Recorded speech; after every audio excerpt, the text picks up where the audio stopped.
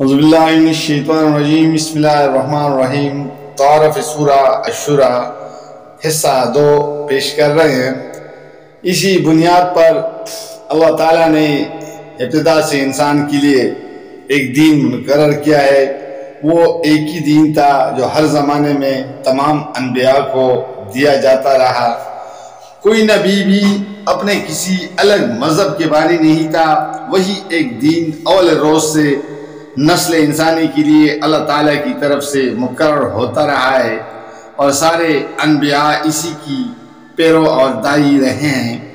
وہ دین کبھی محض مان کر بیٹھ جانے کے لیے نہیں بھیجا گیا، بلکہ ہمیشہ اس غرض کے لیے بھیجا گیا ہے کہ زمین پر وہی قائم اور رائج اور نافذ ہو، اور اللہ کے ملک میں اللہ کے دین کے سوا کسی اور کے ساختہ اور پرداختہ دین کا سکہ نہ چلے۔ انبیاء علیہ السلام اس دین کے محض تبلیغ پر نہیں بلکہ اس سے قائم کرنے کی خدمت پر معمور کیے گئے تھے۔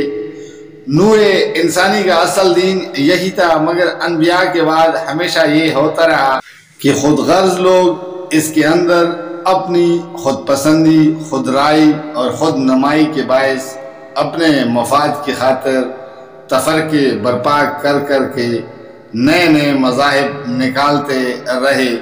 دنیا میں جتنے بھی مختلف مذہب پائے جاتے ہیں سب اسی ایک دین کو بگاڑ کر پیدا کیے گئے ہیں۔ اب محمد صلی اللہ علیہ وسلم اس لیے بھیجے گئے ہیں کہ ان متفرق طریقوں اور مصنوعی مذہبوں اور انسانی ساخت کے دینوں کی جگہ وہی اصل دین لوگوں کے سامنے پیش کرے اور اسی کو قائم کرنے کی کوشش کرے۔ اس پر خدا کا شکر ادا کرنے کے بجائے اگر تم الٹے بگڑتے ہو اور لڑنے کو دوڑتے ہو تو یہ تمہاری نادانی ہے۔ تمہاری اس حماقت کی وجہ سے نبی اپنا کام نہیں چھوڑ دے گا۔ وہ اس بات پر مامور ہے کہ پوری استقامت کے ساتھ اپنے موقف پر جم جائے اور اس کام کو پورا کرے جس پر وہ مامور ہوا ہے۔ اس سے یہ امید نہ رکھو کہ وہ تمہیں راضی کرنے کے لیے دین میں انہی اوہام اور خرافات اور جاہلیت کی رسموں اور طور طریقوں کے لیے کوئی گنجائش نکالے گا جن سے خدا کا دین پہلے خراب کیا جاتا رہا ہے۔ تم لوگوں کو یہ احساس نہیں ہے کہ اللہ کے دین کو چھوڑ کر غیر اللہ کے بنائے ہوئی دین و آئین کو اختیار کرنا اللہ کے مقابلے میں کتنی بڑی جسارت ہے۔ تم اپنے نزدیک اسے دنیا کا معمول سمجھ رہے ہو اور تمہیں اس میں کوئی قباحت نظر نہیں آتی، مگر اللہ کے نزدیک یہ بدترین شرک اور شدید ترین جرم ہے جس کی سخت سزا ان سب کو بھگتنی پڑے گی جنہوں نے اللہ کی زمین پر اپنا دین جاری کیا اور جنہوں نے ان کی دین کی پیروی اور اطاعت کی۔ اس طرح دین کا ایک صاف اور واضح تصور پیش کرنے کے بعد فرمایا گیا ہے کہ تم لوگوں کو سمجھا کر راہ راست پر لانے کے لیے جو بہتر سے بہتر طریقہ ممکن تھا وہ استعمال کیا جا چکا۔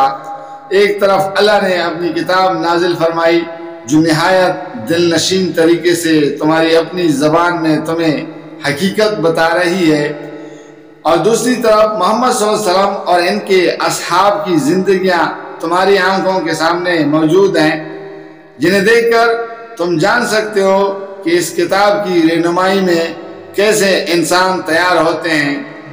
اس پر بھی اگر تم ہدایت نہ پاؤ تو پھر دنیا میں کوئی چیز تمہیں راہ راست پر نہیں لا سکتی۔ اس کا نتیجہ تو پھر یہی ہے کہ تمہیں اسی گمراہی میں پڑا رہنے دیا جائے جس میں تم صدیوں سے مبتلا ہو، اور اسی انجام سے تم کو دوچار کر دیا جائے جو ایسے گمراہوں کے لیے اللہ کے ہاں مقدر ہے۔ ان حقائق کو بیان کرتے ہوئے بیچ بیچ میں احتسار کے ساتھ توحید اور آخرت کے دلائل دیے گئے ہیں۔ دنیا پرستی کے نتائج پر متنبہ کیا گیا ہے، آخرت کی سزا سے ڈرایا گیا ہے، اور کفار کی ان اخلاقی کمزوریوں پر گرفت کی گئی ہے جو ہدایت سے ان کے منہ موڑنے کا اصل سبب تھی۔ پھر کلام کو ختم کرتے ہوئے 2 اہم باتیں ارشاد فرمائی گئی ہیں۔ ایک یہ کہ محمد صلی اللہ علیہ وسلم کا اپنی زندگی کے ابتدائی 40 سال میں کتاب کے تصور سے بالکل خالی ذہن اور ایمان کے مسائل و مباحث سے قطعی ناواقف رہنا، اور پھر یک ان دونوں چیزوں کو لے کر دنیا کے سامنے آ جانا، آپ کا اپنی پیش کردہ تعلیم کو خدا کی تعلیم قرار دینا یہ معنی نہیں رکھتا کہ آپ خدا سے رو در رو کلام کرنے کے مدعی ہیں، بلکہ خدا نے یہ تعلیم تمام انبیاء کی طرح آپ کو بھی 3 طریقوں سے دی ہے، ایک وحی، دوسرے پردے کے پیچھے سے آواز، اور تیسرے فرشتے کے ذریعے سے پیغام۔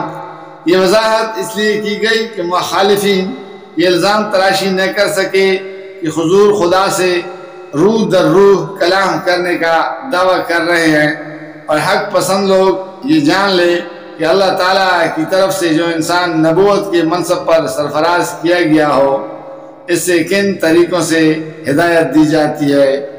جزاک اللہ، فی امان اللہ۔